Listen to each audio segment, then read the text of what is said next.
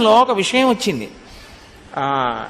శ్రీరంగం గుళ్ళో ఒక ఆయన పడుకుని రాత్రి నిద్రపోయాడు పొరపాటున.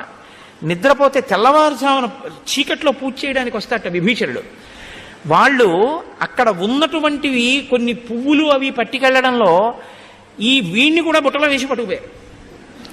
అంటే వాళ్ళ పర్వతాకారముల ముందు ఈయన చిన్న కీటకం పట్టుకెళ్ళిపోతే ఆయన్ని కాంచనలంకకు పట్టుకుపోయారు. పూజామందిరంలో పెట్టారు ఆ బుట్ట. విభీషణుడు రామపాదాలని అర్చన చేస్తున్నాడు. అర్చన చేస్తూ బుట్టలో చెయ్యి పెట్టి తీస్తే ఈయన వచ్చాడు. హడిలిపోయి కాళ్ళ మీద పడి ఆ ఆకారాన్ని చూసి అదిరిపోయి ఏడ్చాడు.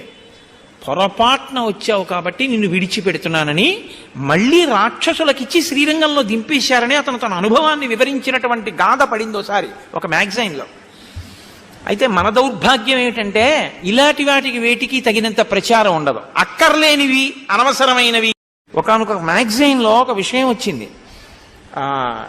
శ్రీరంగం గుళ్ళో ఒక ఆయన పడుకుని రాత్రి నిద్రపోయాడు పొరపాటున.